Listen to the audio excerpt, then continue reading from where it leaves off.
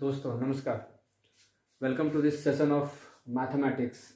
आज हम लोग क्लास 10th के सीबीएसई करिकुलम के अकॉर्डिंग जो हमारा सिलेबस है टर्म 1 का, उसका पहला chapter that is the first chapter number system, उसके बारे में जानकारी लेंगे और देखेंगे कि ये नंबर सिस्टम हम लोग कैसे मैथमेटिक्स में हमारा किस प्रकार इसका इस्तेमाल होता है या कैसे हम लोग इसका यूज करते हैं। सो without wasting time, let us start with the topic that is number system. See, in this diagram, इस डायग्राम में, ये जो डायग्राम आप देख पा रहे होंगे दोस्तों, ये डायग्राम जो है हमें पूरे नंबर सिस्टम के बारे में एक ओवरव्यू देता है, जो कि हम लोग अभी तक जितना भी तरह के नंबर सिस्टम्स या नंबर्स हमने पढ़ा है अभी तक, right from the very first class till so far, तो एक एक करके हम लोग सारे नंबर्स के बारे में बात करते हैं और देखते हैं कि ये नंबर हमारे मैथमेटिक्स में क्या रोल प्ले करता है। देखिए दोस्तों, सबसे पहला जो सर्कल जो आप देख पा रहे हैं, the outer circle, this outer circle consists of a set of number and these numbers are known as real numbers. ये वो नंबर्स होते हैं जिसके अंदर हर तरह के नंबर्स को हम लोग कैटेगराइज करके रख सकते हो। जैसे फॉर एग्जाम्पल अगर हम बात करें तो इसी रियल नंबर के अंदर हमारा आ जाएगा नेचुरल नंबर्स भी, नेचुरल नंबर्स। इसी नंबर रियल नंबर के अंदर आ जाएगा हमारा होल नंबर्स, और इसी नेचुरल नंबर, इसी रियल नंबर के अंदर आ जाएगा रैशनल भी, रैशनल।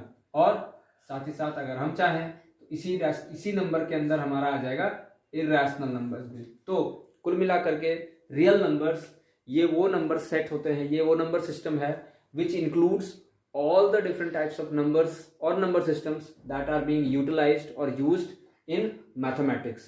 पर दोस्तों you will have to understand, दोस्तों आपको समझना पड़ेगा कि इस नंबर सिस्टम को, रियल नंबर सिस्टम को दो अलग अलग हिस्सों में डिवाइड किया गया है, बांटा गया है। पहला जो नंबर सिस्टम है जिसमें कि हमारा आता है पूरा का पूरा रैशनल नंबर सिस्टम, और दूसरा जो है जिसको हम लोग कहते हैं इरैशनल नंबर सिस्टम। ये जो नंबर सिस्टम है ये हमारे लिए बिल्कुल अलग जैसा नंबर सिस्टम होता है, अलग होता है। हम लोग बात करेंगे इसके बारे में आने वाले सेशंस के अंदर। देखिए दोस्तों, पहला number system rational number system. Rational number systems वो नंबर सिस्टम्स होते हैं या वो नंबर्स है जो कि इस फॉर्मेट में होगा। किस फॉर्मेट में होगा? P/Q के फॉर्म में होता है। लेकिन ध्यान देने वाली बात क्या है कि जो डिनोमिनेटर है P नहीं Q, जो डिनोमिनेटर Q है ये कभी भी 0 के बराबर नहीं होगा। तो ऐसा कोई नंबर अगर हम अपने मैथमेटिक्स में अगर लिखते हैं, इस्तेमाल करते हैं, तो वो सारे नंबर्स किस में आ जाएंगे? रैशनल नंबर्स में।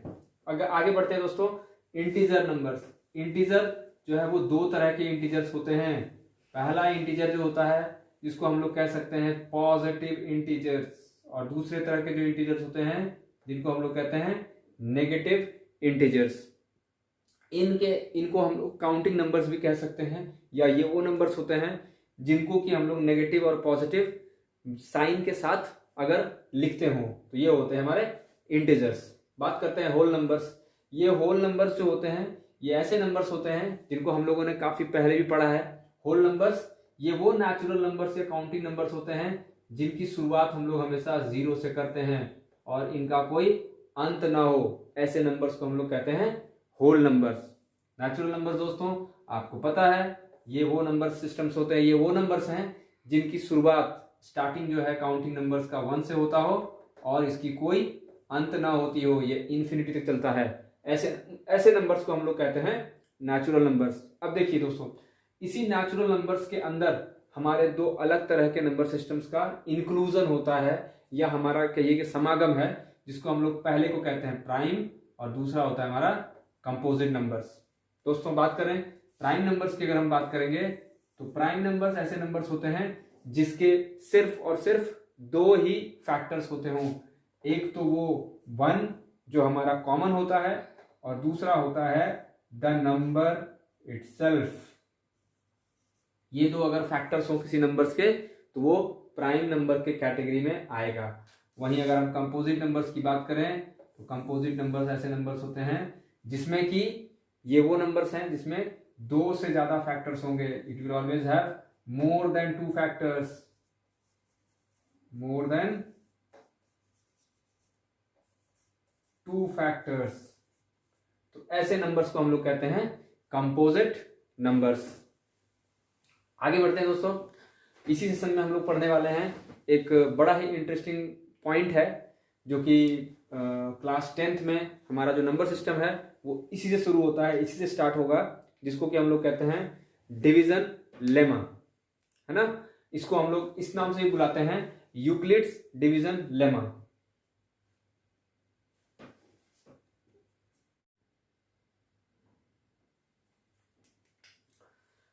नंबर सिस्टम में हमारा जो पहला टॉपिक है वो है Euclid's division algorithm. Euclid's division algorithm का यूज क्या है या इसको हम लोग कैसे इंप्लीमेंट करते हैं, ये एल्गोरिदम होता क्या है, let us talk about this first. Euclid's algorithm ये कहता है कि किसी भी नंबर को अगर हम डिवाइड करते हो किसी दूसरे नंबर से, यानी एक हमारा होगा डिवाइजर, दूसरा होगा हमारा डिविडेंड, तो इन दोनों के प्रेजेंस में अगर हम ये ऑपरेशन परफॉर्म करते हैं तो अंततः हमें क्या क्या चीजें ऑब्टेन होंगी, और ये एक पर्टिकुलर फॉर्मेट यानी एक फॉर्मूला बनाकर देता है हमारे लिए। और उस फॉर्मूला को हम लोग कैसे लिख सकते हैं, देखिए क्या होता है। डिविडेंड जो होगा हमारा, dividend will be equal to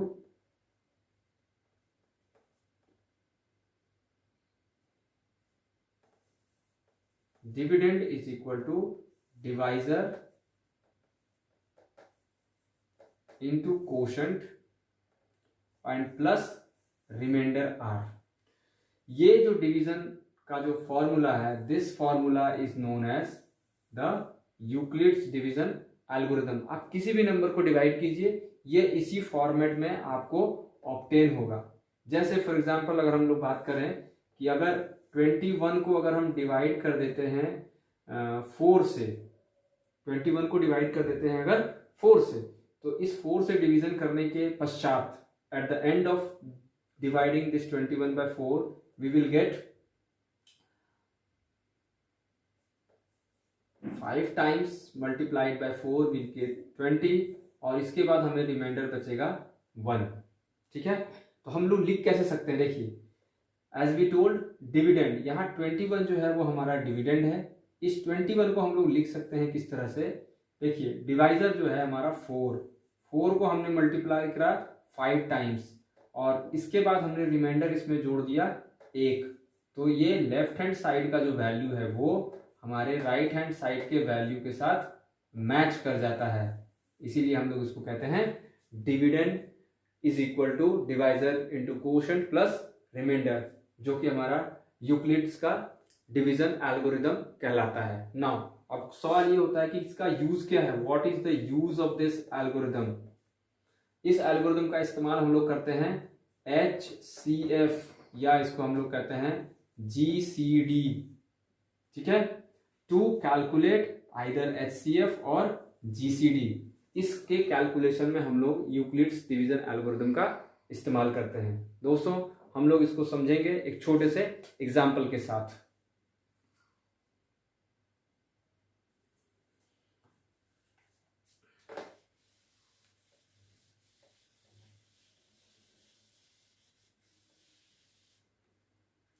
देखिए दोस्तों, सपोज करो कि हमारे पास एक क्वेश्चन है, एक हमने क्वेश्चन लेना है।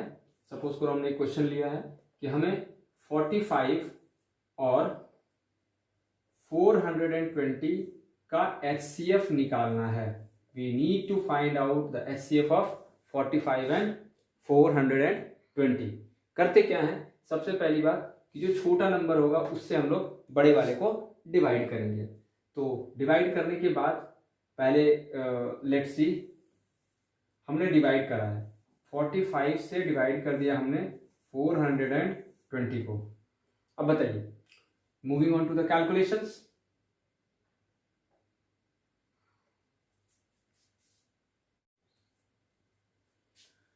तो दोस्तों जैसा कि हम लोगों ने कहा कि हम लोग यूक्लिड्स डिवीजन एल्गोरिथम की मदद से HCF निकाल सकते हैं या GCD फाइंड कर सकते हैं। तो HCF निकालने की जो प्रोसेस जो होगी, the process which will help us to find out the HCF by using division algorithm, Euclid's division algorithm. It is like this कि here हम लोग जो है 45 चूंकि छोटा है 420 बड़ा है, तो हम क्या करते हैं कि जो हमारा 45 है उससे हम लोग डिवाइड करेंगे 420 को.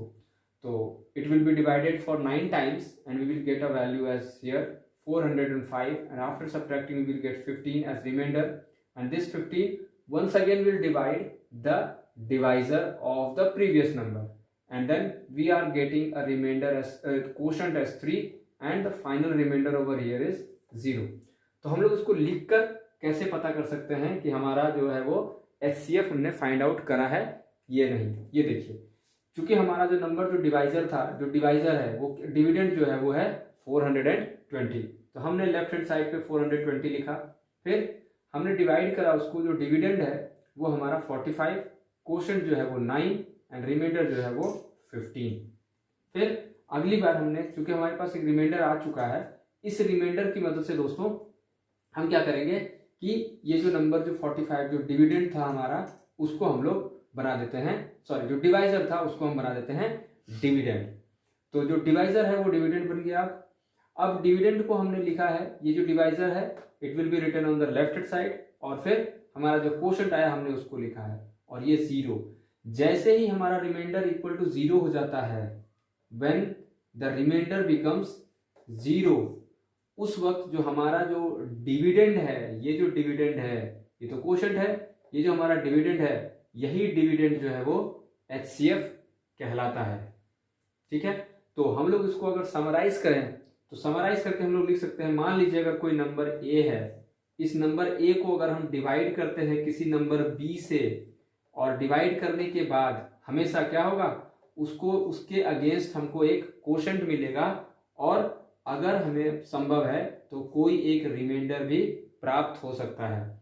इस रिमाइंडर R की जो वैल्यू होगी वो हमेशा या तो लेस देन या बहुत ज्यादा होगा, तो it will be equal to, less than और equal to the dividend, equal to और लेस देन डिविडेंड. यानी कौन होगा डिविडेंड हमारा, B. जो B है उससे ये हमेशा छोटा होगा या उसके बराबर होगा. तो ये है यूक्लिड्स डिवीजन मेथड का समरी. ठीक है दोस्तों, थैंक यू. उम्मीद करता हूँ आपको ये सेशन अच्छा लगा होगा, और हमारे चैनल को सब्सक्राइब, लाइक और शेयर जरूर करें. धन्यवाद.